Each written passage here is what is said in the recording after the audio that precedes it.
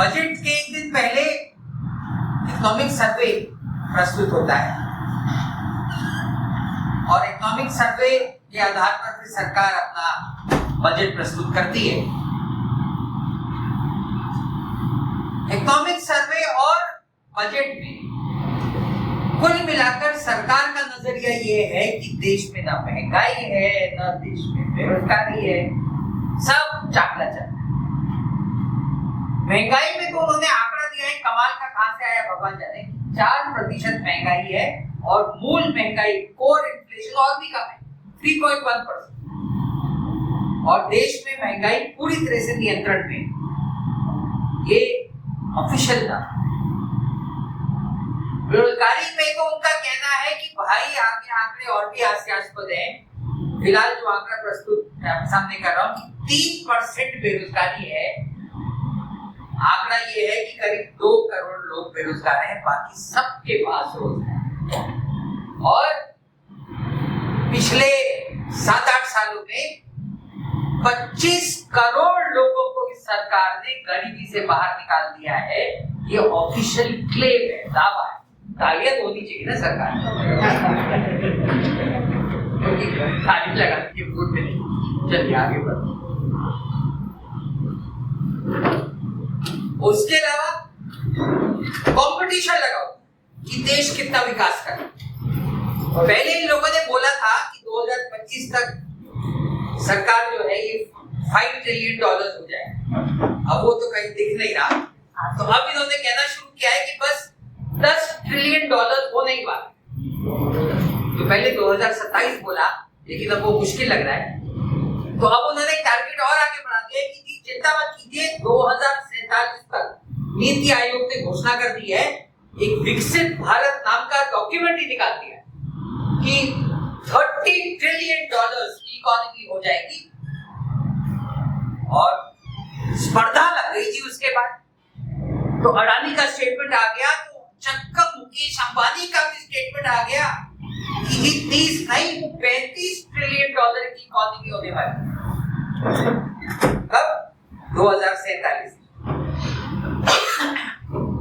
इसमें भी कंपटीशन है कि भारत कितनी जल्दी, फिलहाल 5वें नंबर की अर्थव्यवस्था है, कितनी जल्दी 3रे नंबर पर पहुंच जाएगा। यानी ये सारी बड़ी बड़ी बातें सब कंपटीशन में लगे हुए हैं कि बस जी हम विकसित राष्ट्रों की कतार में शामिल हो जाए। हाँ, अब क्या हुआ, ये सारे आंकड़े तो आ गए।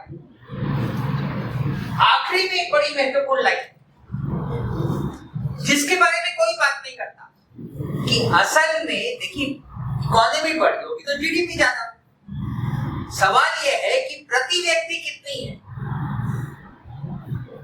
देश बड़ा, आबादी बढ़ी तो भाई ऑब्वियसली ना कारें ज्यादा बिकेगी, घर ज्यादा बिकेगी। तुलना करनी चाहिए तो कैसे? प्रति व्यक्ति में हमारा नंबर दुनिया में 138, तो 3 और 5 का कोई मतलब ही नहीं। आम आदमी के लिए तो ये है ना असली स्थिति कि हमारी क्या स्थिति है, लेकिन उसके बारे में कोई बात नहीं करता। सब 3 और 5 नंबर की अर्थव्यवस्था की बात करें। तो चलिए बातचीत यहीं से शुरू करें, इनकी जीडीपी की आंकड़े वाली। बड़ा मजेदार। अब क्या हुआ, मोदी सरकार सत्ता में आई 2015-14 में। उन्होंने फिर ये घोषणा की कि भाई जीडीपी का एक नया आधार बनाएंगे, नया बेस। तो पहले बेस 2004-5 का था, यानी 2004-5 की तुलना में आंकड़े दिया करते थे। उन्होंने कहा कि नहीं, अब हम नया आंकड़ा देंगे 2011-12 के आधार, और उसके आधार पर उन्होंने विकास दर घोषित करना शुरू किया। ये येलो लाइन जो है ना, वो छोटी वाली, वो इनका विकास दर है जो 2-3 साल आया 2015 में, 16 में, 17 में। अब क्या होता है, सिर्फ अभी के विकास दर से काम नहीं चलता। जब आप विकास दर देते हो तो आपको पहले कितना था ये भी बताना चाहिए ना। अब पहले वाला तो इन्होंने कैंसिल कर दिया, तो भाई बात होने लगी कि तुलना किससे करें, पहले वाला तो 2018 में सरकार ने वो येलो लाइन वाला, सरकार के अर्थशास्त्रियों ने पहले वाला घोषित किया। दिक्कत क्या फंस गई कि पहले वाला विकास दर भाजपा के विकास दर से ऊंचा था। यूपीए का विकास येलो लाइन है उसका एवरेज ये 8%, ब्लू लाइन का एवरेज, सॉरी ब्लू लाइन का एवरेज जो है 8% और भाजपा का एवरेज वो 3 जो दिख रहा है वो 7.6। भाजपा यूपीएससी कम विकास कर रही है तो सरकार ने तुरंत कहा नहीं, वो जो है प्रोविजनल आंकड़े, वो हम एक्सपेरिमेंट कर रहे थे, अब हम हमारे अर्थशास्त्री सीरियसली अध्ययन कर रहे हैं और खूब मेहनत की। नवंबर में नया आंकड़ा आ गया और देखिए नीचे खिसक गया, ये नवंबर का आंकड़ा है पहले, यानी उन्होंने यूपीए के विकास दर को 8% से 6.7 पे ले आए, भाजपा का 7.6 था, बढ़िया है ना, यानी अब भाजपा ऊपर हो। सरकार इससे भी खुश नहीं हुई और आगे होना चाहिए, तो 2 महीने बाद एक नया आंकड़ा निकाल दिया, देखिए ब्लैक लाइन, और वो 7.6 से और ऊपर कर दिया 7.7 कि हम बहुत विकास कर रहे हैं। और उसके बाद अचानक कोरोना, इकोनॉमी कोलैप्स कर दी, अब तो जीडीपी विकास दर का सवाल ही नहीं उठता। तो कोरोना खत्म होने के बाद फिर सरकार ने घोषित करना शुरू किया है कि भाई हम दुनिया की नंबर 1 अर्थव्यवस्था, सबसे तेज विकास दर भारत में हो रहा है। और अभी जो लेटेस्ट आंकड़ा आप देख रहे हैं 8.2, ये पिछले साल का, ये पिछले साल कह रहे थे 7.6 है, अब अचानक 2 महीने बाद बोलना शुरू किया नहीं 8.2 पहुंच, यानी मेरा कुल मिलाकर कहने का मतलब ये कि भाई इनके विकास दर का कोई मतलब ही नहीं रह गया। आप जैसे रेस्टोरेंट बनते रहते हैं खाने पीने के लिए, वैसे ही हमारी सरकार जीडीपी के आंकड़े भी बदलती रहती है। कुछ समझे नहीं आता, मैं जो मेरा चार्ट है जिसपे मैं आंकड़ों पे काम करता हूँ, हर बार जब काम करता हूँ तो आंकड़े खोलने पड़ते हैं कि नया क्या आ गया, क्योंकि इनके आंकड़े बदलते। तो हमने कैलकुलेट करने की कोशिश की है कि असली जीडीपी कितना है,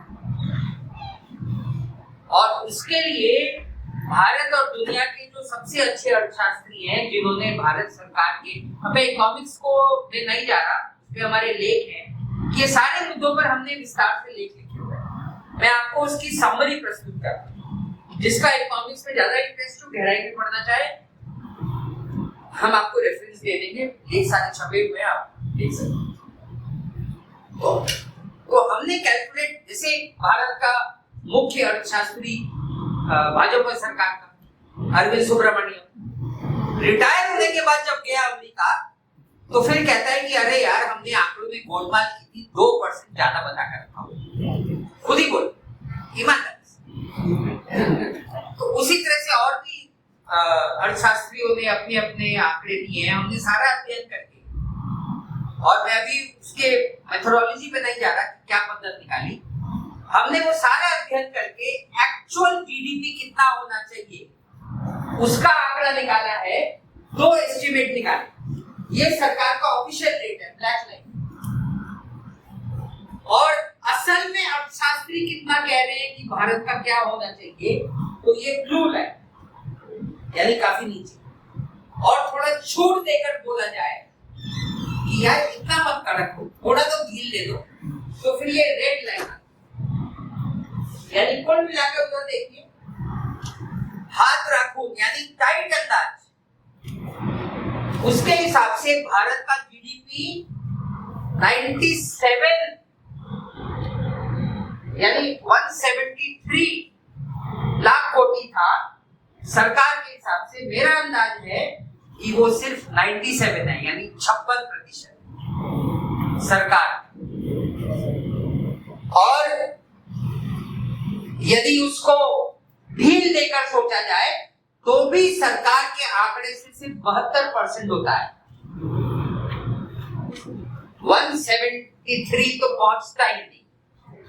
ये स्थिर अंदाज है, स्थिर का मतलब है मान लीजिए महंगाई 0 हो तो, और महंगाई यदि रेगुलर चल रही है तो जो वर्तमान आंकड़ा है उसका एक्चुअल आंकड़ा, ये आंकड़े होते हैं 2011-12 की तुलना में ना, तो महंगाई के हिसाब से फिर आंकड़ा ज्यादा हो जाएगा ना।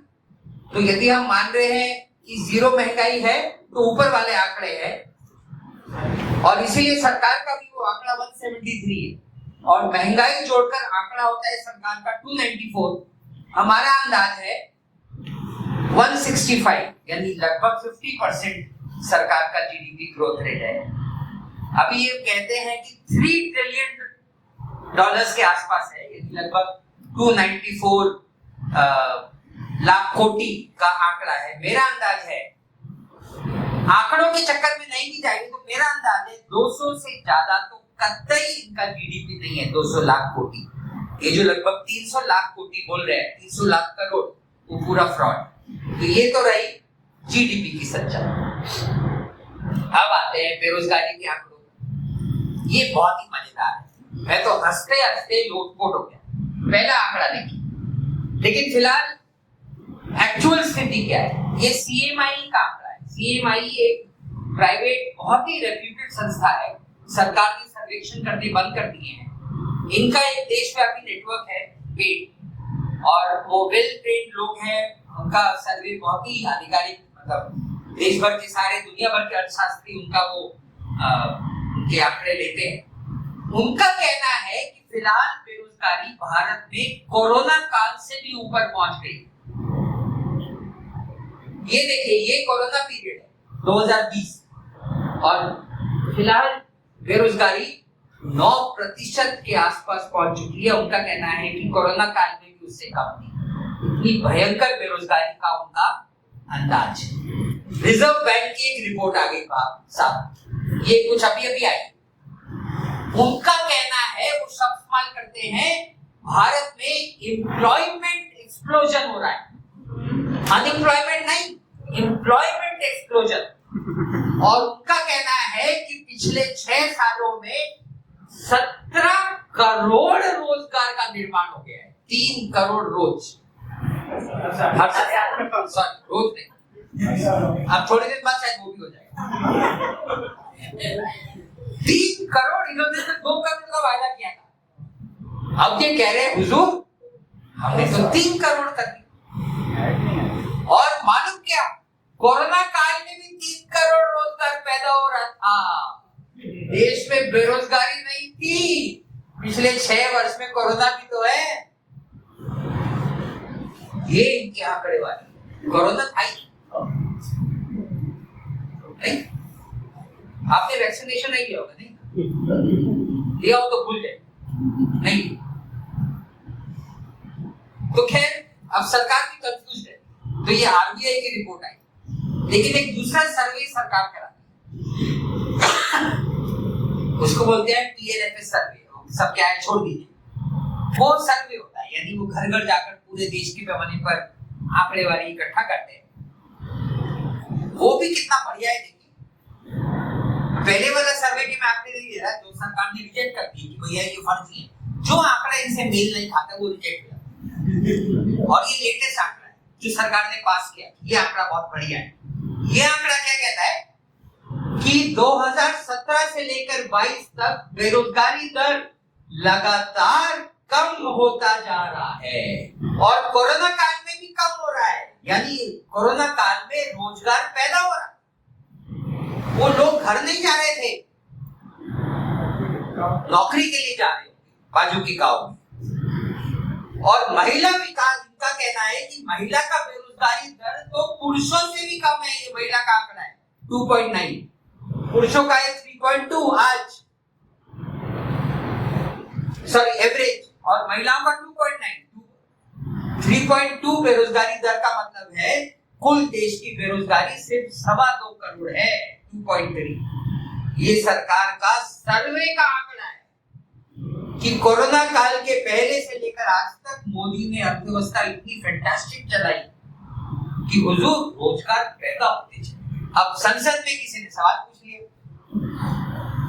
दिक्कत फंस गई, मानना पड़ा। तो संसद में सरकार ने जवाब ये दिया है, जिस साल का ये आंकड़ा है ना, बेरोजगारी दर इतना कम है 2.3 कोटी, उस साल सरकार ने थोड़ी वैकेंसीज निकाली थी 38,000, उसमें 1.87 करोड़ लोगों ने अप्लाई किया। तो 2.3 बेरोजगार है, तो 1.8 ने कहां से अप्लाई कर दिया? अरे कुछ नौकरियों के लिए 90% लोग थोड़ी अप्लाई करेंगे देश के, ऑब्वियस है ना कि सरकार ही मानती है कि बेरोजगार, अरे भाई ये तो सब सरकारी नौकरी है, मिनिमम क्वालिफिकेशन ग्रेजुएट मैट्रिक होगा, उसके अलावा भी तो भयंकर नीचे वाले लोग हैं। तो यानी यदि किसी नौकरी के लिए 1.87 करोड़ लोगों ने अप्लाई किया तो कुल बेरोजगारी तो 6, 7, 8 कोटी होनी चाहिए ना, इतने कहां से अप्लाई कर दिया। और देखिए आंकड़ा, गुजरात में 2022 में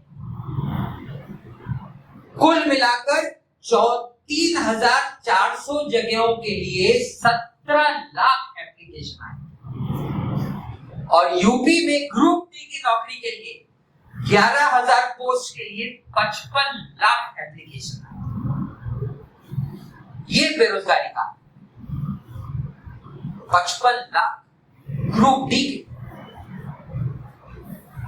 और ये कहते हैं कि ना एम्प्लॉयमेंट एक्सप्लोजन।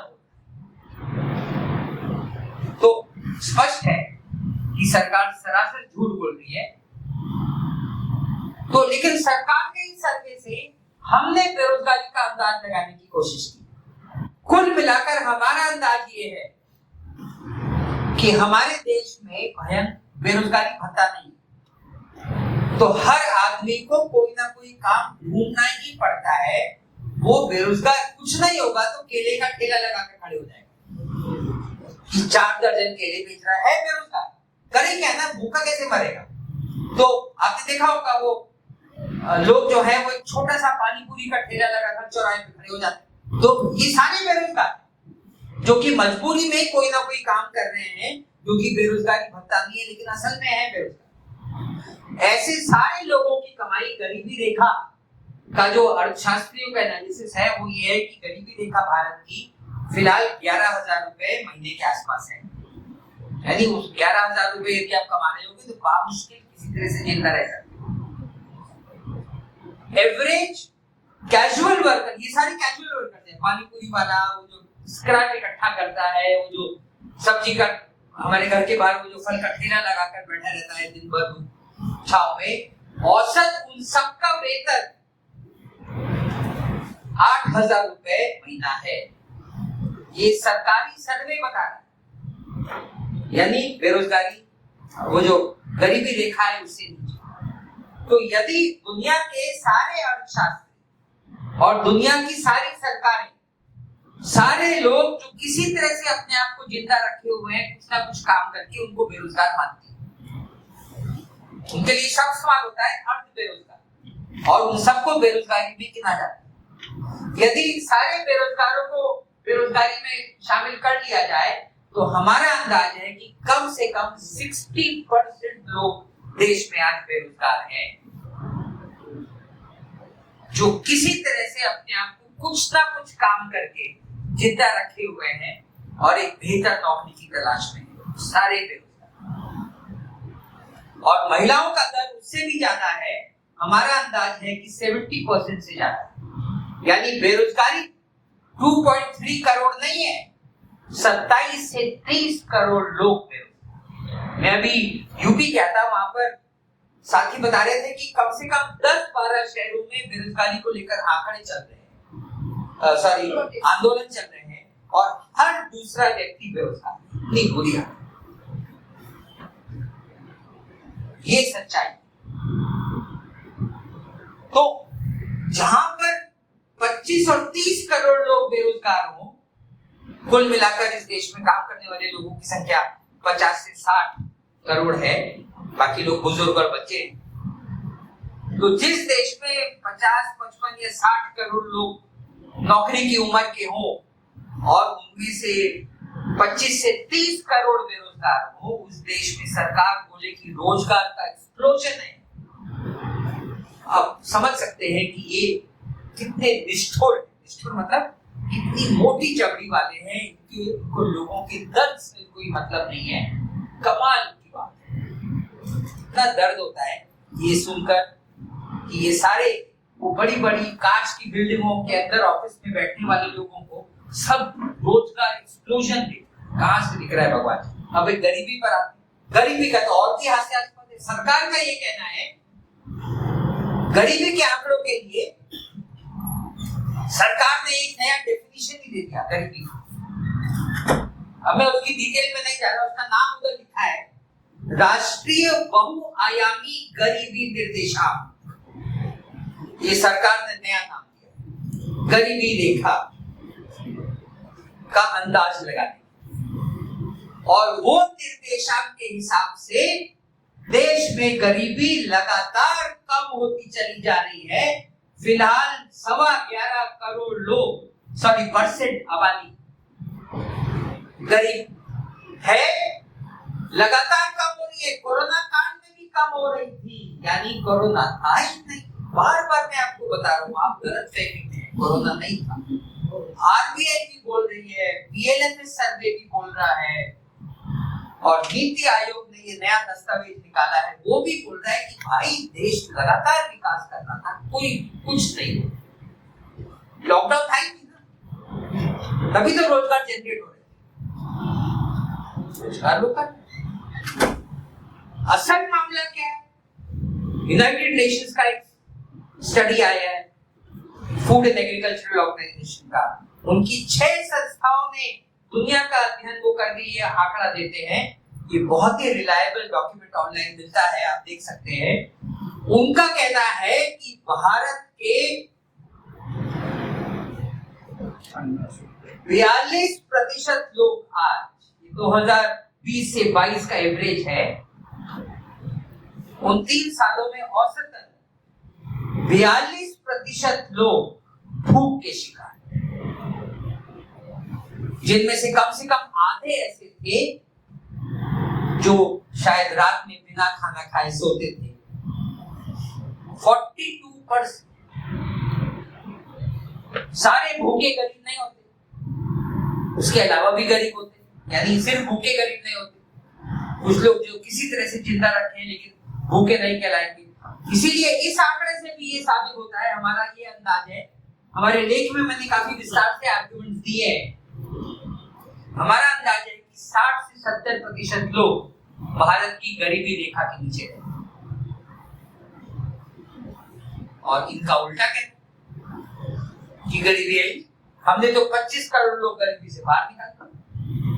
ये जो फर्क दिख रहा है ना आपको, वो कहते हैं कि 25 करोड़ लोग गरीबी से ऊपर आ गए, और सच्चाई बता रही है कि 42% लोग इस देश में भूखे हैं, और वो आंकड़ा मोदी के काल में 28% से 42% पहुंच गया है, यानी 1/3 संख्या बढ़ गई। और ये उसको डिनाई करके उल्टा ही बोल रहे हैं, तो आप कल्पना कर सकते हैं कि जुमले नहीं है, इनका लोगों से कोई वास्ता नहीं। तो चलिए इस बैकग्राउंड में बजट को देखिए कि बजट क्या क्या। तो पहले टैक्सेशन के मामले में इन्होंने कुछ खास किया नहीं, थोड़ा मिडिल क्लासेस को थोड़ी राहत दी, छिटपुट। अमीरों की टैक्स में पहले बहुत कम कर दिया था, कंपनियों के टैक्स में। भारत का टैक्स दर 2019 में ही दुनिया के सबसे कम में से हो गया था। विदेशी कंपनियों पर ज्यादा कर था, इस साल उन्होंने वो भी कम कर दिया है कि भाई विदेशियों को अपने लोग है ना, क्या है वो मार्क जुकरबर्ग, क्या नाम है उसका, जुकरबर्ग, सब अपने ही लोग हैं, मोदी से गले मिलते रहते हैं, तो उन सब पर भी टैक्स कम कर दिया, वो इस साल उन्होंने कर दिया। अमीरों पर टैक्स कम, कॉर्पोरेट हाउसेस पर, बड़ी बड़ी कंपनियों पर टैक्स कम। उसका नतीजा ये हो गया है कि अब सरकार की आमदनी इनकम टैक्स से ज्यादा होती है, कॉर्पोरेट टैक्स से कम। ये देश के इतिहास में पहली बार हो रहा है, यानी कंपनियां टैक्स कम दे रही हैं, मध्यम वर्ग टैक्स ज्यादा दे रहा है। ये है उसका आंकड़ा। ये कॉर्पोरेट टैक्स कम होता चले जा रहा है और इनकम टैक्स बढ़ता चले जा रहा है, और आज इनकम टैक्स कॉर्पोरेट टैक्स से ज्यादा है, और फर्क 1.1 लाख करोड़, लगभग 2 लाख करोड़ मध्यम वर्ग। ये मैं सामानों के टैक्स की बात नहीं कर रहा, इनडायरेक्ट टैक्स की, डायरेक्ट टैक्स की बात कर रहा हूं, जो मध्यम वर्ग टैक्स भरता है। आप में से कुछ लोग भरते हो, ये वो टैक्स है। आप लोग ज्यादा भरते हो, मल्टीनेशनल कंपनियां अंबानी और अडानी टैक्स कम भरते हैं, ये सरकार का ऑफिशियल और उससे भी मजेदार बात ये है कि जीएसटी अब इतना बढ़ गया है कि जीएसटी कॉर्पोरेट टैक्स से ज्यादा हो गया। सरकार इस साल जीएसटी से 10.6 लाख करोड़ की कमाई करने वाली है, जो कॉर्पोरेट टैक्स से ज्यादा है। और उससे भी मजेदार बात ये है, नेक्स्ट स्लाइड देखिए, जीएसटी का अधिकांश हिस्सा गरीब आदमी भरता है, क्योंकि गरीबों की संख्या ज्यादा है ना। अरे भाई अमीर की 3 कार खरीदेंगे, 4 कार खरीदेंगे, हर महीने कार थोड़ी खरीदेंगे। अमीर लोग सिर्फ 3% जीएसटी भरते हैं और 64% लोग 64% जीएसटी देश के नीचे वाले 50% लोग भरते हैं। तो यानी गरीब आदमी जो टैक्स भर रहा है वो कॉर्पोरेट टैक्स से ज्यादा हो गया। ये सरकार के आंकड़े बोल रहे हैं, मैं नहीं कह रहा। सरकार आम आदमी से ज्यादा टैक्स वसूल रही है और मध्यम वर्ग से ज्यादा वसूल रही है बड़ी कंपनियों की तुलना में। ये और जब इतनी टैक्स माफी होगी, कंपनियों पर टैक्स लगाओगे नहीं, मध्यम वर्ग से ही टैक्स वसूलोगे और सबसे अधिक टैक्स गरीब जनता से वसूलोगे। हाँ, एक आंकड़ा देना भूल गया, पिछले साल और पीछे। अब जीएसटी की कमाई इतनी ज्यादा बढ़ गई है कि सरकार ने डर के मारे आंकड़े देने बंद कर दिए। तो जुलाई का आंकड़ा ही नहीं आया, नहीं तो ये हर महीने आंकड़ा देते थे कि इस साल कितना जीएसटी की कमाई हुआ। अब उन्होंने देना बंद कर दिया, क्योंकि इतना बढ़ गया है कि सरकार के लिए एम्बैरेसिंग है कि भैया कंपनियों से नहीं ले रहे, हमसे ले रहे। तो नतीजा क्या होगा? नतीजा ये होगा कि जब कंपनियों पर टैक्स नहीं लगाना है, अमीरों के इनकम टैक्स यानी मध्यम वर्ग जो है, उसको अमीर नहीं बोलेंगे, मध्यम वर्ग बोलेंगे, मध्यम वर्ग पर से थोड़ा वसूली करना है और ज्यादा जनता से वसूली करनी है। तो कितनी वसूली होगी जनता से? तो ये ज्यादा वसूली हो नहीं सकती तो सरकार बजट ज्यादा, बजट का मतलब क्या होता है? सरकार ने कितना लिया जनता से और उसी को खर्च करेगी ना, यानी जितना वसूलेगी उतना खर्च करेगी। तो कुल मिलाकर इस साल आखिरी वाला लाइन देखिए, कुल मिलाकर सरकार का बजट खर्च 8.5% बढ़ा है पिछले साल की तुलना। अब इसमें महंगाई माइनस कर दी जाए 5-6%, तो इसका मतलब होगा कि इस साल सरकार पिछले साल की तुलना में सिर्फ 1 या 2% ज्यादा खर्च करने वाली। बात समझ में आई? यानी बहुत थोड़ी सी सरकार ने अपने खर्चे में बढ़ोतरी की है। और कुल मिलाकर देश का जो जीडीपी है उससे तुलना की जाएगी, इकोनॉमी कितनी अच्छी चल रही है, तो उसी की तुलना में सरकार को पैसे भी वसूलने चाहिए ना। ये आंकड़ा है budget as compare to GDP, यानी जीडीपी का कितना परसेंट है हमारा सरकार की कमाई। तो सरकार की कमाई गिरती चली जा रही है पिछले 5 सालों, यानी एक्चुअली सरकार कम टैक्स वसूल रही है। और उसका मुख्य कारण समझ में आया है ना भाई, सबसे अधिक यदि सरकार को पैसा वसूलना है तो अमीरों से ही वसूला जा सकता है, गरीब आदमी से कितना वसूलोगे ना। तो ऐसे में जब आप ज्यादा वसूलना ही नहीं चाहते तो ज्यादा वसूलोगे नहीं तो ज्यादा खर्च नहीं कर सकते, और इसीलिए बजट का आंकड़ा लगातार पिछले 5 सालों से गिरता चले जा रहा है। बजट कुल मिलाकर समझ में आया कि सरकार का बजट जो है, इस साल का बजट लगभग 48 लाख करोड़ है, 48 लाख। अब इस बजट को कहां खर्च करना? तो बजट का जो सबसे बड़ा हिस्सा है वो खर्च होता है भांडवली खर्च, कैपिटल एक्सपेंडिचर। और कैपिटल एक्सपेंडिचर के तहत 2 बड़े मद हैं, एक सड़क और ब्रिज और दूसरा रेल। उस पे 50% खर्चा होता है। तो जिसको भांडवली खर्च बोलते हैं यानी कैपिटल एक्सपेंडिचर यानी इंफ्रास्ट्रक्चर बनाने में, हाईवेज, बिल्डिंग्स, एयरपोर्ट, बंदरगाह वगैरह वगैरह, वो सब बनाने में जो सरकार का खर्चा हो रहा है, यदि बजट 100 रुपए का है तो पहले वो आंकड़ा था 12, अब 5 साल में डबल हो गया है, आंकड़ा हो गया है 23, यानी परसेंटेज 100 रुपए में पहले 12 रुपए खर्च करते थे, अब 100 रुपए में 23 रुपए खर्च कर रहे हैं, यानी डबल हो गया ना। और बजट का बड़ा हिस्सा इंफ्रास्ट्रक्चर पे खर्च कर रहे हो, तो परिणाम क्या होगा? कहीं ना कहीं खर्चों में कटौती करनी। बात समझ गए ना? आपके पास 100 रुपए कमाई, 100 रुपए में से 80 रुपए का पेट्रोल भरा लिया तो 20 ही रुपए खाने के बचेंगे ना। और 100 रुपए में से यदि 10 रुपए का पेट्रोल भराओगे तो 90 रुपए खाने को बचेंगे। तो इन्होंने 100 रुपए में से जो 12 रुपए खर्च करते थे उसको कर दिया 23, और इंफ्रास्ट्रक्चर बनने लगा, भरपूर बन रहा है।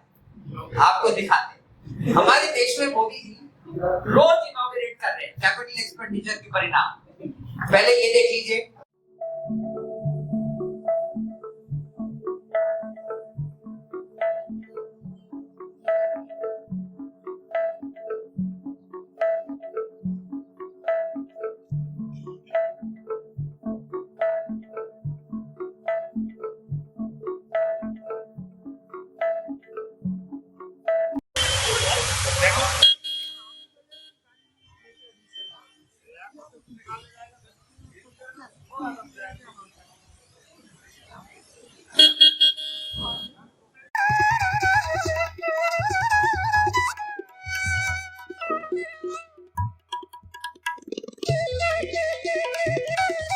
एक ही पहली वर्षा में ही पानी चूने लगा, अंदर पानी भर गया था। नहीं तो वर्षा जब शुरू होगी तो वहाँ पूजा अर्चना और कालता दर्शन वर्शन सब बंद हो जाएगा।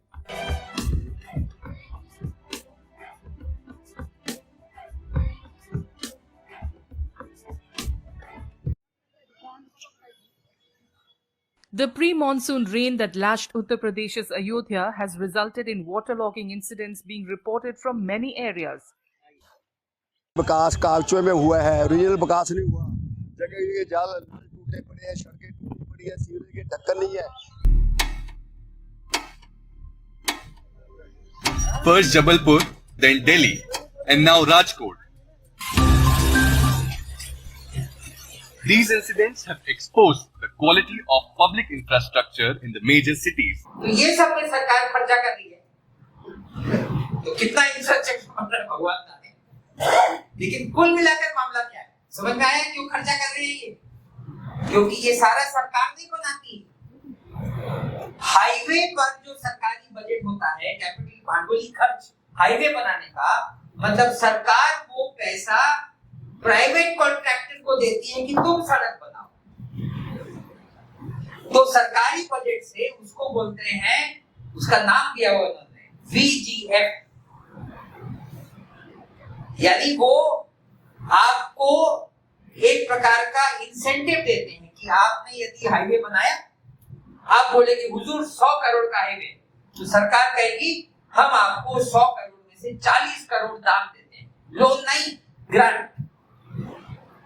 तो ये जो बड़ी बड़ी कंपनियां हैं उनको इंसेंटिव के नाम पर कि आप इन्वेस्ट कीजिए, हम आपको उसमें सहयोग करेंगे। तो सहयोग के नाम पे जो बजट है वो है भांडवली खर्च। तो ये भांडवली खर्च का मतलब है बड़ी प्राइवेट कंपनियों को जो सरकार पैसा दे रही है इंफ्रास्ट्रक्चर बनाने के लिए, वही जो पार्लियामेंट बना और राम मंदिर बना और वो हाईवे बना, जो सब लीक कर वो अलग बात। तो यानी कुल मिलाकर मतलब क्या हुआ, भांडवली खर्च का मतलब है ये वो पैसा है जो सरकार अमीरों को ट्रांसफर कर रही है उनके बिजनेस में मदद करने के लिए। ठीक है, चलो।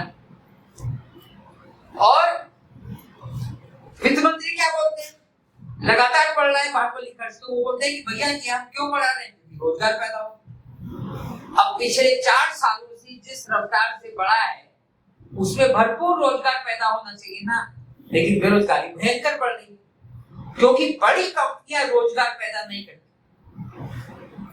तो बड़ी कंपनियों को आपने यदि चंदा दिया कि तुम ये बनाओ वो बनाओ वो बनाओ, तो वो बड़ी बड़ी मशीनें लगाती है, लोगों को एम्प्लॉय नहीं करती, तो रोजगार पैदा नहीं होता। इसीलिए रोजगार पैदा नहीं हो रहा है। 25% भांडवली खर्च रेलवे को दिया जा रहा है। मालूम वो पैसा किधर जा रहा है? ट्रेन प्राइवेटाइज करने में। प्राइवेट कंपनियों को इंसेंटिव दिया जा रहा है कि तुम सरकारी ट्रेन टेक ओवर करो, जैसे तेजस इन्होंने चलाई है, तो उसमें सरकार सब्सिडी देती है अपनी तरफ से कि अंबानी तुम ट्रेन चलाओ, हम तुमको उससे मदद करेंगे। तो यार हम ही चला दिए होते। तो ये जो पैसा प्राइवेट कंपनियों को ट्रांसफर किया जा रहा है, वो रेलवे का जो भांडवली खर्चा 25% उधर जा रहा है, रेलवे की सिक्योरिटी सिस्टम में नहीं जा रहा, नहीं तो एक्सीडेंट नहीं होते। एक्सीडेंट के बदले, सिक्योरिटी सिस्टम के बदले जो ट्रेनों को प्राइवेट करने के लिए खर्चा किया जा रहा है, वो भांडवली खर्च है। और जब प्राइवेट करना है तो जॉब्स कहां से पैदा होंगे? और इसीलिए रेलवे में 3.25 लाख वैकेंसीज है जो सरकार भर नहीं रही है भांडवली खर्च के बावजूद, क्योंकि भांडवली खर्च हो रहा है लेकिन सारा प्राइवेटाइजेशन के लिए हो रहा है, प्राइवेटाइजेशन की मदद करने के। जब ज्यादा बजट के 100 रुपए में से आपने 12 रुपए में से के बदले अब 24 रुपए आप भांडवली खर्च में कर रहे हो, तो कहीं ना कहीं कटौती करनी पड़ेगी ना। तो कटौती किधर हो रही है? सामाजिक क्षेत्रों में हो रही है। जनता पे जो खर्चा हो रहा है उसमें हो रही है। 3 प्रकार से हो रही है। पहला है सब्सिडीज में कटौती। सब्सिडी की सरकार की परिभाषा ये है कि जो गैस पे सब्सिडी देती है, जो राशन की व्यवस्था में सब्सिडी देती है, यानी जो राशन लोगों को फ्री में देते हैं, और तीसरा जो खत पे सब्सिडी होती है। 3 उधर लिखा है, अन्न, खत और गैस। इन 3 पर जो अनुदान है सरकार का, ये उसका कुल आंकड़ा है और ये उसका प्रतिशत है। तो आप देख सकते हैं कि कुल आंकड़ा, पहले ये 7 लाख करोड़ की सब्सिडी दे रहे थे, वो अब 4.25 लाख करोड़ हो गई है, यानी 2.25 लाख करोड़ सरकार ने सब्सिडी में कटौती की। तो ये जो बोलते हैं ना कि राशन का विस्तार कर रहे हैं, अरे भाई बजट में कटौती कर रहे हो तो राशन का विस्तार कहां से होगा? तो सब कागज पर है। असल में राशन पे सरकार खर्च करना ही नहीं चाहती, उस पर आगे बात करेंगे। और दूसरा खर्चा जो सरकार कटौती कर रही है वो है बाकी सामाजिक क्षेत्र, यानी शिक्षा, स्वास्थ्य, ये पोषण सुविधाएं, यानी आंगनबाड़ी वगैरह में जो खर्चा करती है, उन सब के खर्चों में कटौती है। और उन सब पे खर्चा कम होता चले जा रहा है और भांडवली खर्च बढ़ता चले जा रहा है। तो भांडवली खर्च अब ज्यादा हो गया है और सरकार के जो समाज कल्याण विभाग है, 19 मंत्रालय, उसमें महिला बाल कल्याण विभाग है, शिक्षा है, स्वास्थ्य वगैरह वगैरह, ग्रामीण विकास है, वो 19 मंत्रालयों के सरकार ने खर्चे में इतनी कटौती की है कि 30% से वो 18% पे आ गई कुल बजट। और तीसरा सरकार क्या कर रही है भरपाई करने के लिए? तीसरा ये कर रही है कि राज्यों को जो पैसा दिया जाता है उसमें कटौती कर रही है। और इस साल के बजट में चूंकि राज्यों को जो पैसा मिलना है उसका बड़ा हिस्सा आंध्र और बिहार को दे दिया, तो बाकी राज्यों को और कम हो गया। लेकिन फिलहाल मैं उस पर नहीं जा रहा। कुल मिलाकर बात करें तो राज्यों को जो सरकार पहले पैसा देती थी वो 36% था कुल टैक्स का, वो घट के 32% हो गया है, यानी 4% कम हो गया है। जबकि कानून ये कहता है, कानून मतलब फाइनेंस कमीशन एक होता है जो संवैधानिक बॉडी है, उसने तय किया हुआ है कि सरकार को 41% देना है राज्यों को कुल कमाई का। सरकार की जो टैक्स आमदनी होती है उसका 41% राज्यों को देना है। 41% तो छोड़ो, पहले 36% दे रहे थे 2018 में, वो इस साल घट के 32% हो गया, यानी 8.5% कम। ये तो संविधान का उल्लंघन है कि इतना देना चाहिए वो देते हैं, तो राज्यों को पैसा ही नहीं मिलता। राज्यों को पैसा नहीं मिल रहा तो राज्य जैसे महाराष्ट्र को पैसा बहुत कम कर दिया, तो ऐसे में महाराष्ट्र फिर यहाँ की जनता से जो टैक्स वसूलता है, जिसमें प्रॉपर्टी टैक्स आएगा, यानी सरकार के जो टैक्सेस होते हैं, पेट्रोल डीजल पे सरकार अलग से टैक्स लगाती है, बिजली पर जो टैक्स लगाती है वो उसी का हिस्सा है, ये सारे बढ़ जाते। तो महाराष्ट्र की बिजली का दर देश में सबसे ज्यादा है, जिसका एक महत्वपूर्ण कारण है बिजली पर टैक्स बहुत ज्यादा है। और टैक्स ज्यादा क्यों है? क्योंकि सरकार को जो पैसा देना चाहिए वो सरकार नहीं दे रही है। क्यों? क्योंकि सरकार सारा पैसा अडानी अंबानी की जेब में डाल रही है। खेती पे बात करते हैं। खेती का बजट तो ऐसा लगता है पिछले 2-3 सालों से कि जैसे सरकार बदला ले रही है किसानों से। तुमने हमको हराया किसान आंदोलन में, अब हम बदला लें और तुमको तबाह।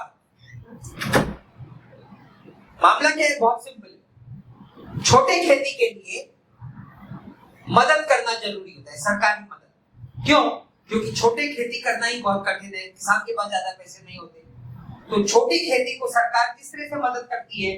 खत पे सब्सिडी देती है, बिजली पे देती है, पानी पे देती है, बीज बियाने पर देती है वगैरह। यानी गवर्नमेंट एक्सपेंडिचर, सरकारी खर्चा खेती को फायदेमंद रखने के लिए बहुत जरूरी है। सरकार क्या कर रही है? सरकार देश पे जो 100 रुपए खर्च करती है उसमें से सिर्फ 2 रुपए 90 पैसे 2.9% खेती पे खर्चा करती है।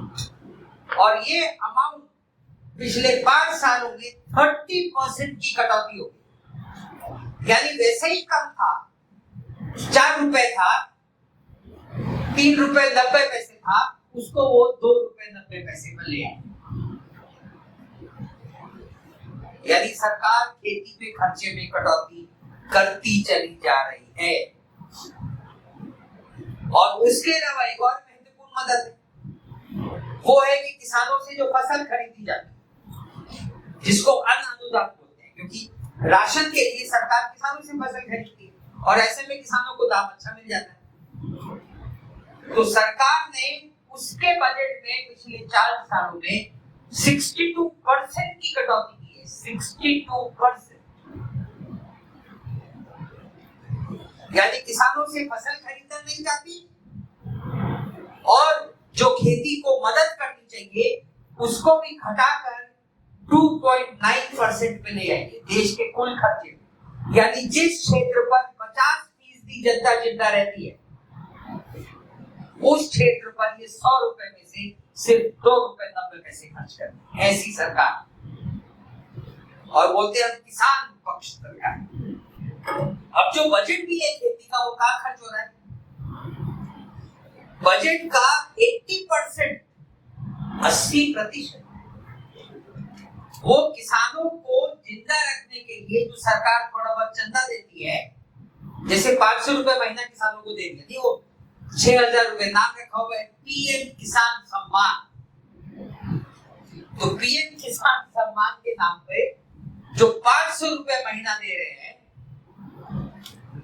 उसका बजट कुल खेती बजट का लगभग आधा है।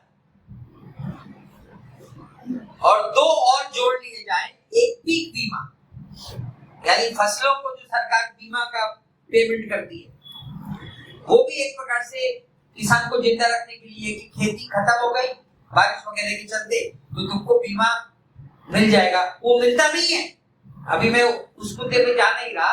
वो भी बड़ी कंपनियों की जेब में चला जाता है, बीमा मिलता नहीं। लेकिन सरकार तो प्रीमियम भरती है ना, वो भी काफी ज्यादा है। और तीसरा, किसानों को कर्जा देती है सस्ते दरों पर, क्रॉप लोन बोलते हैं, 3% का किसानों को उसमें सब्सिडी मिलता है। यदि ये तीनों खेती के विकास के लिए नहीं है, ये किसान की डायरेक्ट मदद है कि वो जिंदा रहे, आत्महत्या न करे। कुल बजट का 80% उस पे खर्चा होता है। और खेती को विकास करने के लिए, यानी खेती मजबूत हो ताकि किसान को मदद न करनी पड़े, उसके लिए सरकार सिर्फ बजट का 11% खर्च करती है। बस उसमें 2 योजनाएं और दोनों योजनाओं का कुल बजट पहले 13% था, वो घट के 11% हो गया। यानी वो भी इतना सा था, उसको भी और कम कर दिया। और ये इस बार मैंने लेख लिखा तो शुरुआती यहाँ से की है कि अभी एक इकोनॉमिस्ट सम्मेलन हुआ था बेंगलोर या कहीं पर, तो उसमें प्रधानमंत्री कहता है कि हमारी इकोनॉमिक पॉलिसी खेती केंद्रित है और दुनिया के देशों को हमसे सीखना चाहिए।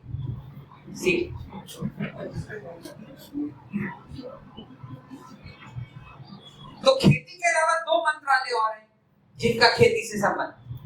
एक है ग्रामीण विकास मंत्रालय, इसमें नरेगा की योजना आती है, ग्रामीण सड़क योजना आती है, वो ग्रामीण घर बनाने की योजना आती है वगैरह वगैरह। यानी खेती डायरेक्टली खेती नहीं है, लेकिन ग्रामीण इलाकों के विकास के लिए जो सरकार खर्चा करती है उसका मंत्रालय है ग्रामीण विकास मंत्रालय। और दूसरा खेती से जुड़ा बजट है खादों को सब्सिडी जो सरकार देती है, फर्टिलाइजर, वो केमिकल जो department of chemicals and fertilisers है उसके तहत आता है। दोनों के बजट में ग्रामीण विकास मंत्रालय में 4 सालों में 34% की कटौती है बजट, और खर्च के अनुदान में तो 2 सालों में ही 43% की कटौती। यानी खेती का बजट भी कम और खेती को जो मदद करने वाले और विभाग हैं उनका बजट भी 1/3 से ज्यादा कम। परिणाम क्या है? ऑब्वियस कि खेती संकट में जाएगी। आज आंकड़ा ये बताता है कि किसानों की कमाई मजदूरी से ज्यादा हो रही है। ये मजदूरी वाला है, ब्लू वाला, और ये फसल की कमाई से है, यानी खेती से कमाई। तो खेती की कमाई मोदी काल में यानी 2013 से लेकर 2019 के बीच में फसल से कमाई 18,700 रुपए से 17,000 रुपए हो गई सालाना, और मजदूरी से कमाई 12.5 से खेती से भी ज्यादा हो गई है 18। यानी किसान आज मजदूरी से ज्यादा कमा रहा है दूसरे के खेत पे मजदूरी करके, किसानी से नहीं। ये सरकारी आंकड़ा बता रहा है।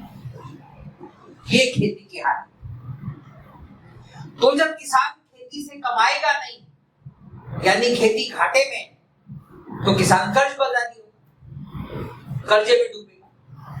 लेटेस्ट आंकड़े नहीं है, 3-4 साल पहले के आंकड़े हैं कि आधे किसान कर्ज बाजारी। और परिणाम ये है कि 2014 से 2022 के बीच में 1 लाख किसानों और खेत मजदूरों ने आत्महत्या की।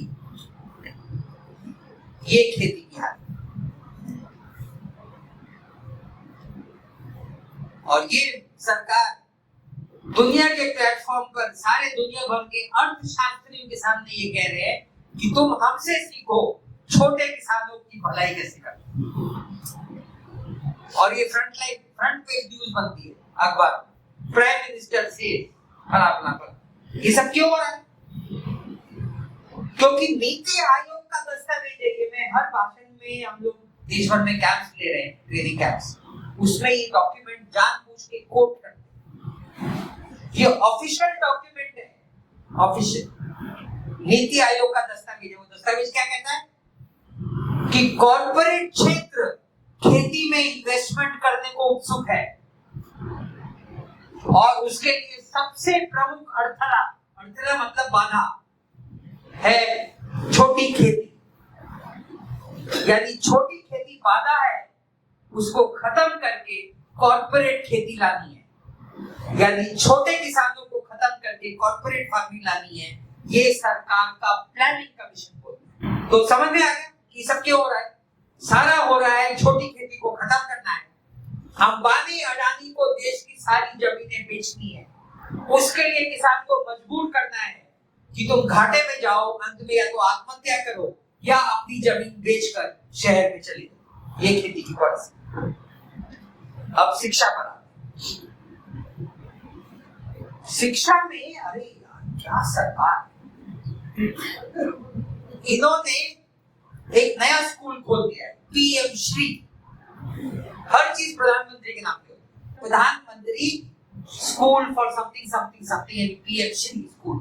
तो 3 स्कूल हो गए जो जिन पे सरकार ज्यादा खर्चा करती है, एक नवोदय विद्यालय, एक केंद्रीय विद्यालय और एक पीएम श्री स्कूल। और इनके हिसाब से इस साल तक 10,000 स्कूल बन गए। कहाँ बने मेरे को नहीं मालूम, लेकिन सरकार को।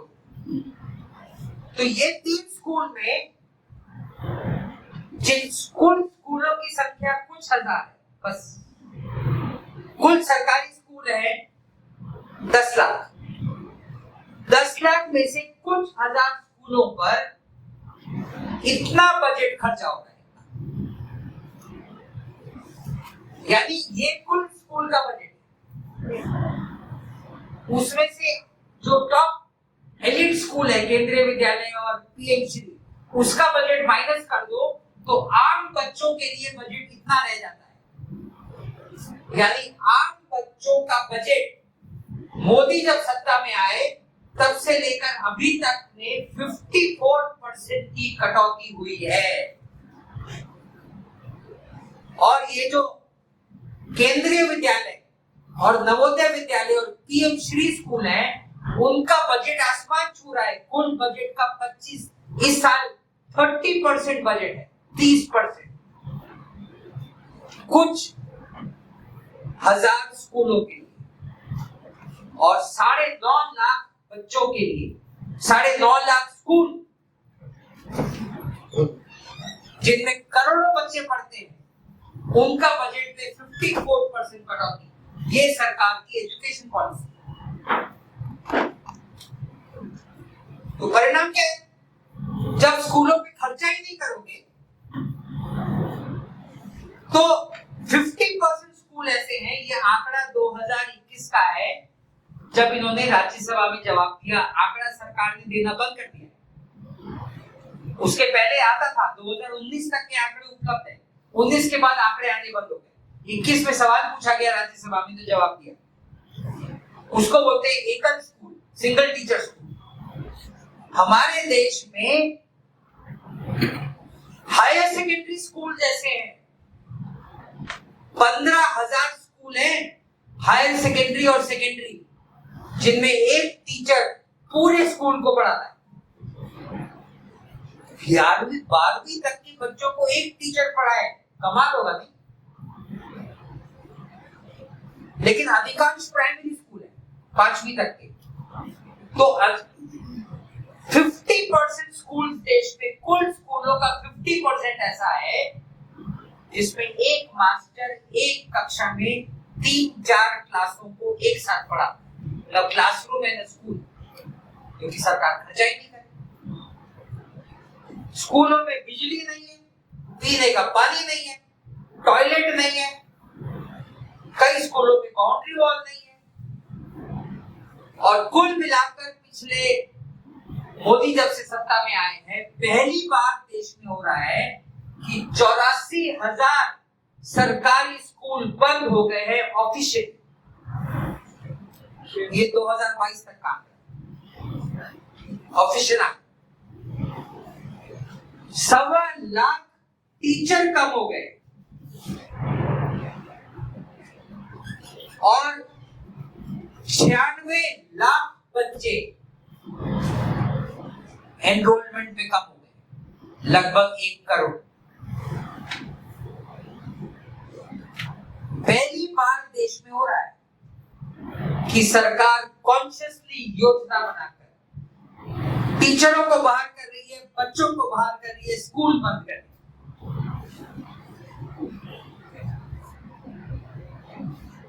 क्यों? पॉलिसी स्पष्ट है। स्कूल व्यवस्था खत्म कर दी है, अब एक और आ गया है क्लस्टर स्कूल, यानी स्कूलों को इकट्ठा कर रहे हैं समूह शाला के नाम पर। तो महाराष्ट्र में भी जीआर आ गया है, 15,000 स्कूल बंद होंगे, यानी जो बंद हुए अब और बंद करने वाले। पॉलिसी क्या है कि बच्चे 40 मिनट स्कूल बस से जाएंगे, 40 मिनट्स तक अलाउड है। यार प्राइमरी का बच्चा माँ बाप कैसे 40 मिनट्स बस में भेजेंगे? वो दोनों मजदूरी करते, गरीब आदमी बस का भाड़ा कहां से देगा? तो पढ़ाई और खत्म होगी। तो पॉलिसी बहुत स्पष्ट है, पढ़ना हो प्राइवेट स्कूल में जाओ, नहीं तो घर में रहो। और क्या करो अभी मैं बता दूं, और क्या करो। हर चीज प्लान है, सरकार जो है ना हर एक के बारे में सोचती है, चिंता करती है, प्लानिंग करती है। और कॉलेजों का क्या हाल है? कॉलेजों का हाल ये है कि जो संस्था 20,000 कॉलेजों को ग्रांट देती है यूजीसी, उसका बजट रह गया है 5%। कुल बजट है 47,000 करोड़। 47,000 करोड़ का 5% यूजीसी को मिलता है और 72% बजट 100 संस्थाओं को मिलता है, IITs, IIMs, Eicher. Budget 100 colleges को और 5% बजट 20,000 कॉलेज। ये सरकार का ऑफिशियल दस्तावेज है, मेरे मन की बात नहीं है। परिणाम और प्राइवेट के नाम पर जो कॉलेज खुल रहे हैं धड़ल्ले से, नैक एक संस्था है जो कॉलेजों की क्वालिटी जज करती है। नैक का ये कहना है कि सिर्फ 4% कॉलेज अच्छे कैटेगरी के, ए ग्रेड 4%, 96% कॉलेज खटारा है।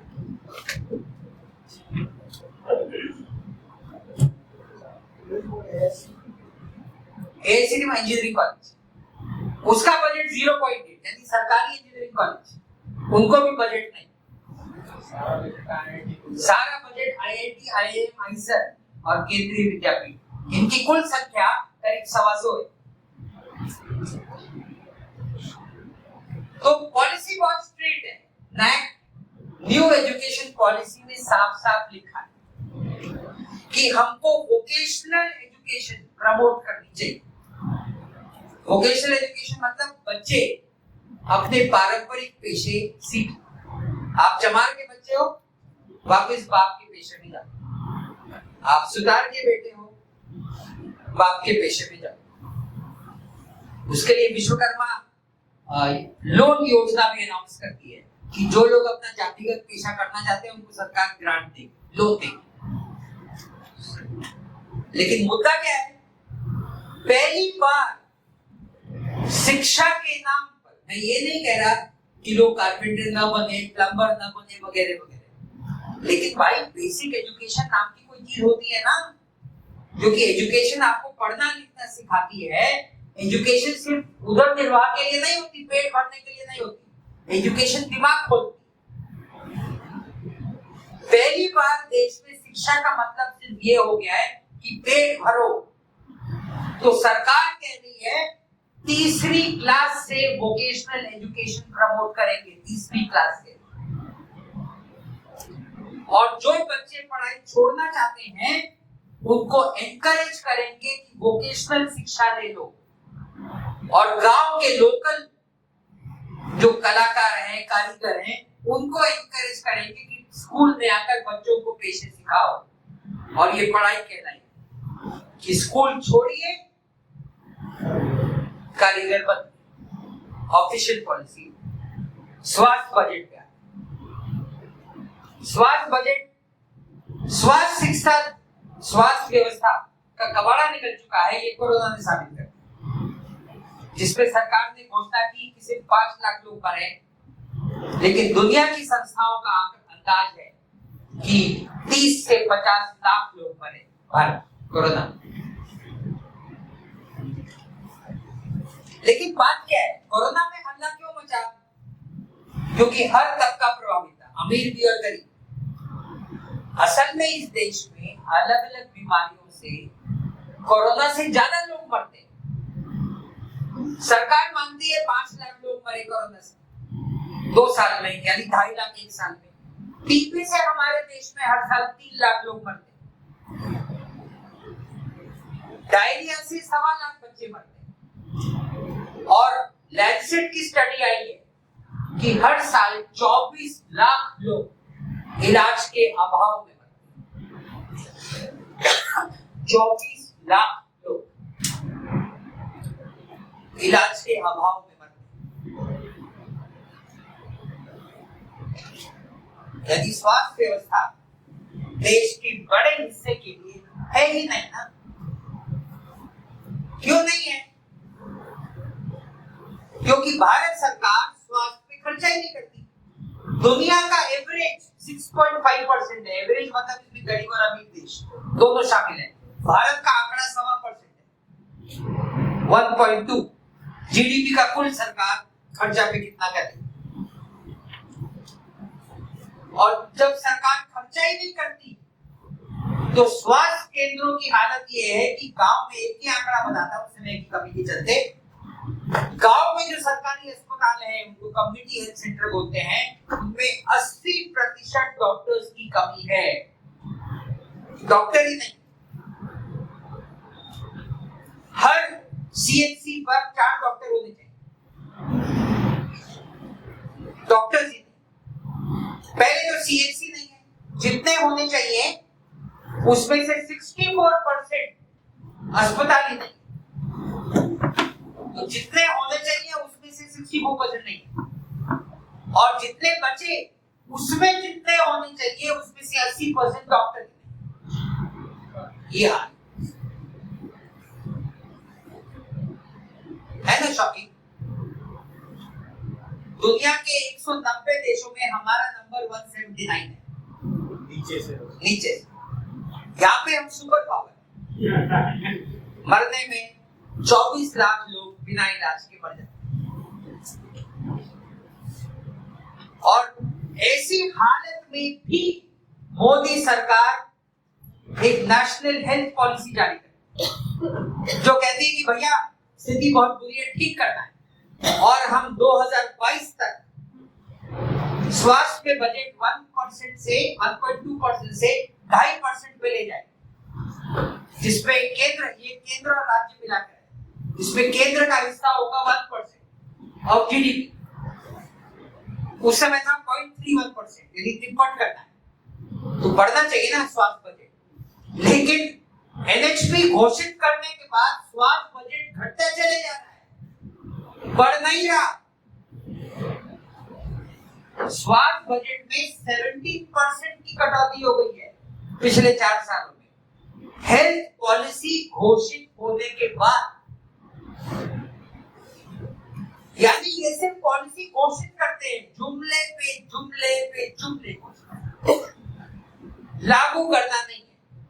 पब्लिसिटी होगी, एनएचपी घोषित होगा, उसका दिल्ली के कौन सा विज्ञान भवन वगैरह उसमें बड़ा सेमिनार होगा, उसमें मोदी का भाषण होगा, देश भर के डॉक्टर पहुंचेंगे, पब्लिसिटी होगी, हेडलाइन टीवी रेडियो सब पे जाएगा। उसके बाद डॉक्यूमेंट कोल्ड स्टोरेज, लागू नहीं। ये सरकार जो घोषणा करे ना, मान लो कि गड़बड़ है, मैं तो हर डॉक्यूमेंट वैसे देखता, जो बेचा नेट पे ढूंढने की कोशिश करता हूँ, कितना पैसा दिया होगा बता दो, अंदर खाने कुछ होगा जो अखबार में नहीं है। और जो लिमिटेड स्वास्थ्य बजट है, स्वास्थ्य बजट में कटौती कर रहे, समझ में आता है। अब स्वास्थ्य बजट में भी ज्यादा हिस्सा कहाँ खर्च हो रहा है, बड़े अस्पताल बनाने में। जैसे शिक्षा में ज्यादा खर्चा कहाँ हो रहा है, आईआईटी आईआईएम, वैसे ही स्वास्थ्य बजट का बड़ा हिस्सा खर्च हो रहा है एम्स बनाने में। तो इन्होंने घोषणा की है कि 14 एम्स बनाएंगे, और उसका बजट बढ़ते बढ़ते 2000 करोड़ था, वो 10,000 करोड़ पहुंच गया है, 5 गुना बढ़ गया है एम्स बनाने के लिए। तो मैंने सोचा चलो एम्स तो बनाया, पता लगाया जाए, तो पता चला कि एम्स के लिए बजट हो गया है, एक भी बना नहीं, सब अंडर कंस्ट्रक्शन। 10 साल हो गए मोदी सरकार, 10 साल में एक भी एम्स फुली फंक्शनल नहीं है, जबकि सरकार ने हजारों करोड़ रुपए खर्च भी कर दिए। कहां गए भगवान? लेकिन फॉर्मूला क्या है? कुछ दिखाने के दांत होने चाहिए। तो आईआईटी होना चाहिए, देखो हमने शिक्षा में बढ़िया बनाया, पीएम श्री होना चाहिए कि देखो स्कूल हमारे कितने अच्छे हैं, एम्स होना चाहिए कि देखो सरकारी अस्पताल कितने अच्छे हैं, और बाकी का कबाड़ा निकल जाए।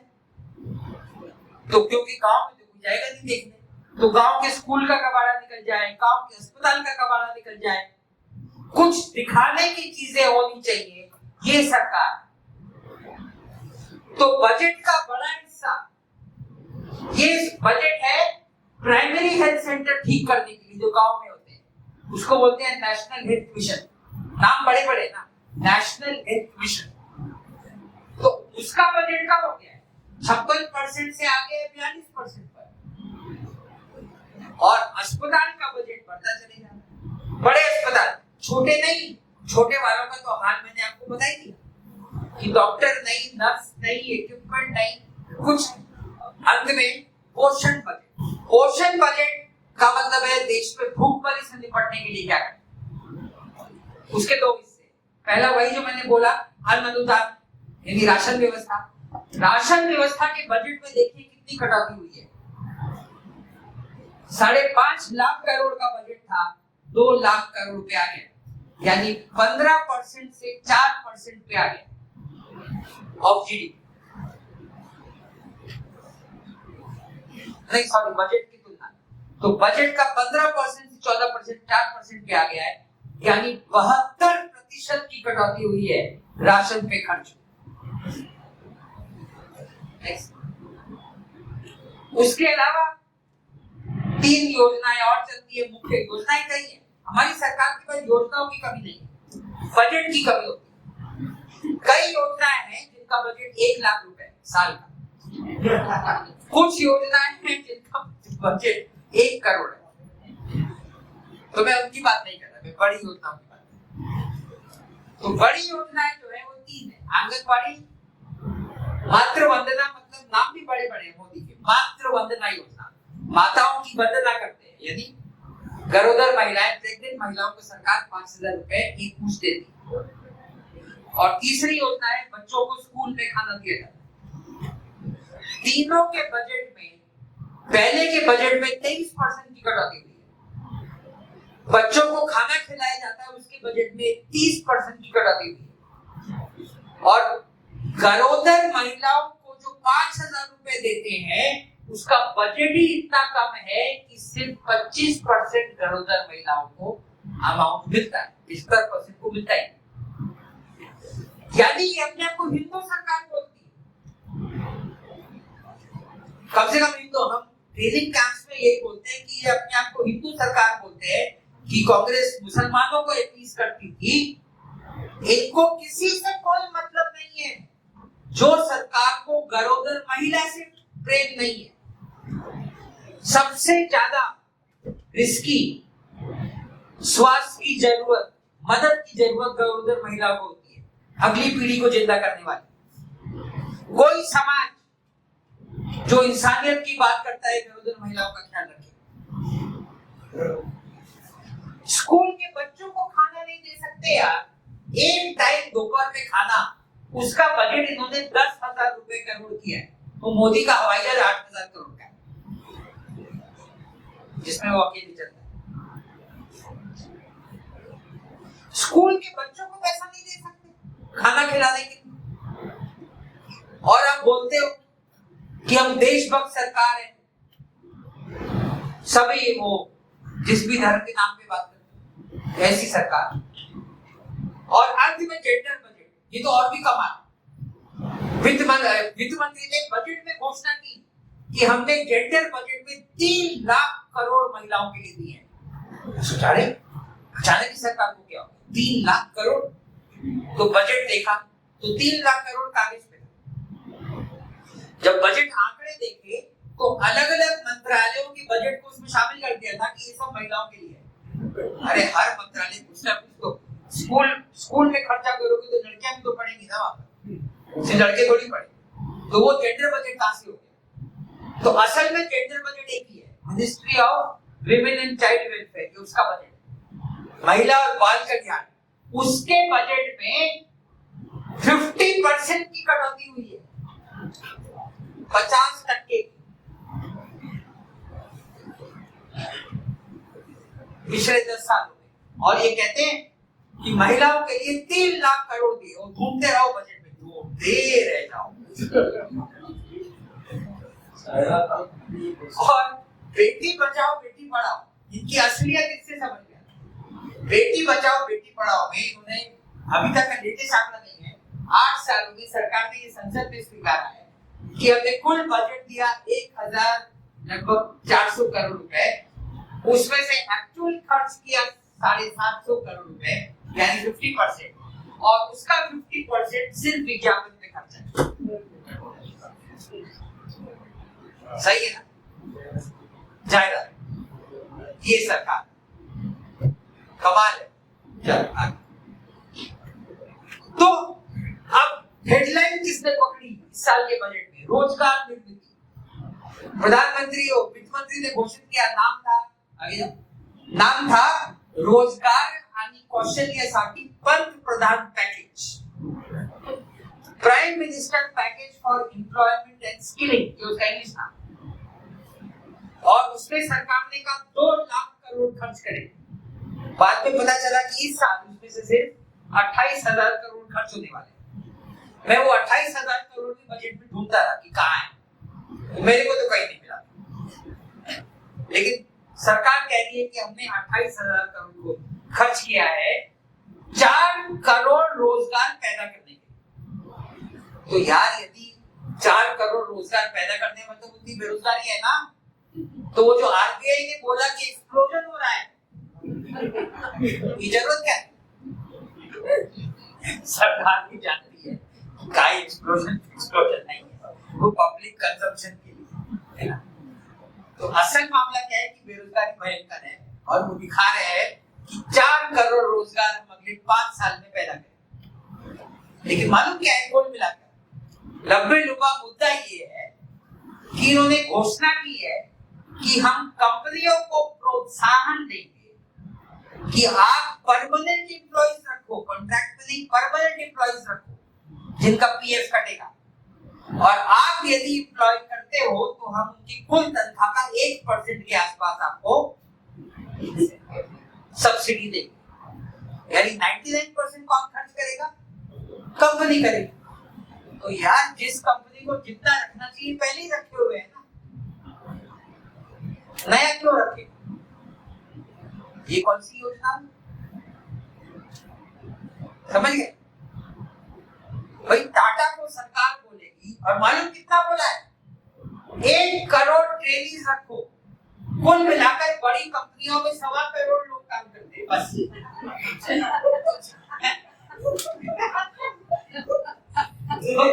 बड़ी कंपनियों में 1.25 करोड़ लोग काम करते हैं। टाटा की कंपनी में 1000 लोग हैं, टाटा को बोल रहा है कि 900 और रख लो, वो भी परमानेंट। परमानेंट का मतलब हो रहा है 30-40 हजार रुपए तनख्वाह, उसमें से 1% हम आपको दे देंगे। 1%, 5% ऐसे कुछ आंकड़ा है। यानी आप एम्प्लॉय को 30,000 परमानेंट के लिए रख दो, उसमें से हम आपको कुछ 1001 रुपए दे देंगे, वो भी थोड़े समय के लिए, कुछ महीनों के लिए, बाकी आप ही को खर्च करना पड़ेगा। टाटा का दिमाग खराब है। रखना हो तो ये भी हाइट है। ये आंकड़ा कमाल का है। 1.25 करोड़ लोग काम करते हैं, इन्होंने कहा कि 1 करोड़ और रख लो। ये सरकार चल। और ये एक और आंकड़ा है, उन्होंने कहा कि हम 1000 आईटीआई अपग्रेड करेंगे, यानी नौजवानों को एकदम टॉप क्वालिटी स्किल देंगे ताकि आपको फटाफट रोजगार मिल जाए। बजट ही नहीं है। आईटीआई के बजट में मैंने देखा तो 6000 करोड़ रुपए देने वाले थे, 1000 दिया है। तो यदि सरकार को ही विश्वास नहीं है कि रोजगार पैदा हो, बात क्या है, घोषणा कर दी तो कर दी, वो पैसा कुछ खर्च नहीं होने वाला, कोई रोजगार पैदा सारा। यदि एक और मोटा जुमला है, ये जुमले का भी बात है, इसलिए हमने वो फोटो रखा जुमला। और यदि रोजगार पे कंसर्न होता तो जो असली योजना है उसको बजट देते ना करेगा। उसके बजट में 33% की कटौती की है, जिसमें वाकई रोजगार पैदा होता है। तो असल में तो रोजगार नहीं देना है ना, क्योंकि जो श्योर योजना है उसका तो बजट देते हैं। तो कुल मिलाकर क्या है मामला? कुल मिलाकर मामला ये है कि सरकार जनता पे पैसे नहीं खर्च कर रही। क्यों? पैसे किधर जा रहे हैं उसके आपको दो आंकड़े देते हैं। ये हमारा कैलकुलेशन है कि पिछले 10 सालों में इन्होंने कंपनियों को 55 लाख करोड़ का टैक्स माफी दिया और 20 से 55 लाख करोड़ और 20 से 25 लाख करोड़ की लोन माफी दी, कर्ज माफी। इसमें ब्याज शामिल नहीं। ब्याज शामिल कर लिया जाए तो यह आंकड़ा 80 लाख करोड़ हो जाता है। तो सारा पैसा तो इधर गया। उसके अलावा एयर इंडिया बेच रहे हैं, फला कंपनी बेच रहे हैं, ढिकाना कंपनी बेच रहे हैं, कंपनी पे कंपनी बेचते चले जाते हैं और हर कंपनी बेचने में देश का नुकसान कर रहे हैं। एयर इंडिया बेची तो सरकार ने एयर इंडिया टाटा चला पाए उसके लिए सरकार ने हमारी आपकी जेब से 77,000 करोड़ रुपए टाटा को दिए एयर इंडिया चलाने के लिए। तो सब चीजें बेची जा रही हैं, ये सब नुकसान में बेची जा रही है, देश का नुकसान हो रहा है और सरकार इन कंपनियों को प्राइवेट सेक्टर नहीं चला पा रहा तो अपनी जेब से पैसे डाल रही है कि भैया पैसे लो लेकिन चलाओ। तो जब सरकार अमीरों को पैसे पर पैसे दे रही है तो पैसे कहां से आएंगे?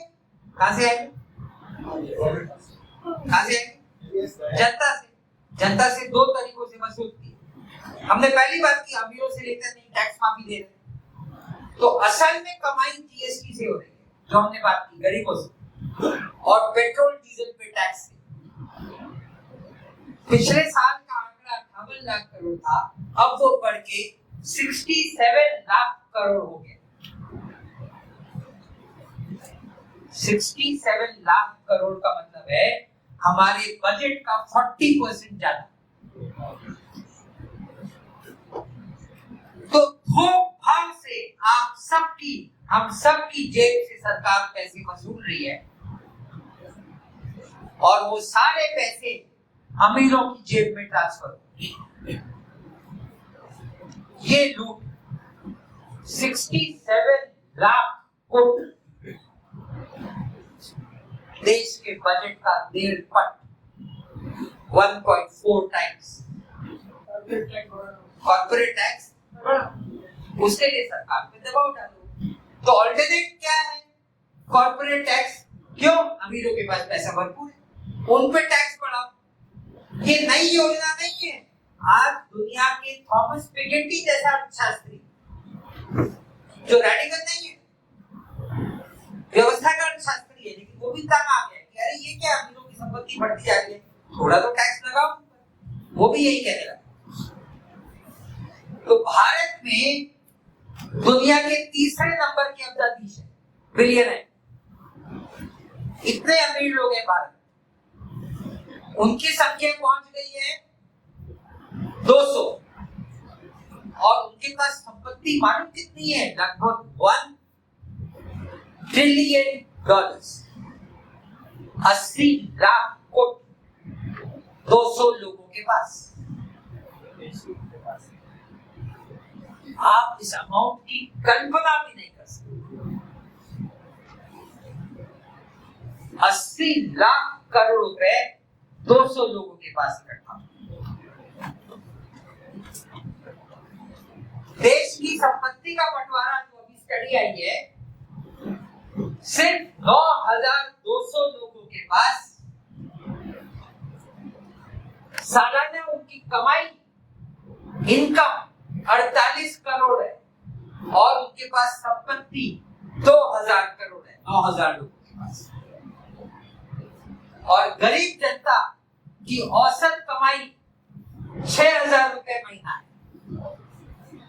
इनकी औसत कमाई 48 करोड़ और इनकी औसत संपत्ति, यानी किसी के पास छोटा मोटा घर होगा वो 1.5-2 लाख बस, और इनकी औसत संपत्ति 2,200 करोड़। तो सॉल्यूशन बहुत सिंपल है, इन अमीरों पर थोड़ा तो टैक्स लगाओ तो हमने कैलकुलेट ये किया कि 2% अमीरों पर टैक्स लगाएंगे, ज्यादा नहीं, 2%। अमेरिका में 8% की डिमांड हो रही, हम 2% की मांग कर रहे हैं। कांग्रेस ने अपनी मैनिफेस्टो में 5% की बात की, तो अपने भाषणों में हम 2% पे कैलकुलेट कर रहे हैं। 2% पे सरकार के पास 14.5 लाख करोड़ इकट्ठा हो, और वारसा कर ये दुनिया के बहुत देशों में, जापान, फ्रांस वगैरह में 50% अमीरों पर इनहेरिटेंस टैक्स का मतलब है कि बहुत अमीर आदमी जब मरता है तो उसकी संपत्ति का एक हिस्सा सरकार लेती है। हमने 33% की बात की है, तो सरकार को 10 लाख करोड़ मिल जाएंगे। ये अमीरों के ऊपर टैक्स लगाने की बात होगी, गरीब आदमी पे। और यार इतना टैक्स माफी दे रहे हो, लोन माफी दे रहे हो, थोड़ा तो वापस लो, थोड़ा भी लोगे तो 10 लाख करोड़ हो जाता। कुल मिलाकर हो गया 34 लाख करोड़। सरकार का बजट है 48 लाख करोड़, लगभग डबल हो जाएगा। और उसका खर्चा, शिक्षा का बजट तिगुना हो सकता है, स्वास्थ्य का बजट तिगुना हो सकता है, खेती का बजट तिगुना हो सकता है, आंगनवाड़ी सेवाओं का बजट तिगुना हो सकता है, सारे बुजुर्गों को 3,000 रुपए पेंशन मिल सकती है, नरेगा को जितने लोगों को काम चाहिए सबको काम मिल जाएगा, उतना बजट कर देंगे वगैरह वगैरह। और तब भी खर्चा होगा सिर्फ 21 लाख करोड़, 13 लाख करोड़ बच जाए। ये आंकड़ा था ना 34 लाख करोड़, इसमें से सिर्फ 21 लाख खर्च होगा ये सारा करने में। एक बताया दोस्तों, इतना ही कहना था। ये बजट एनालिसिस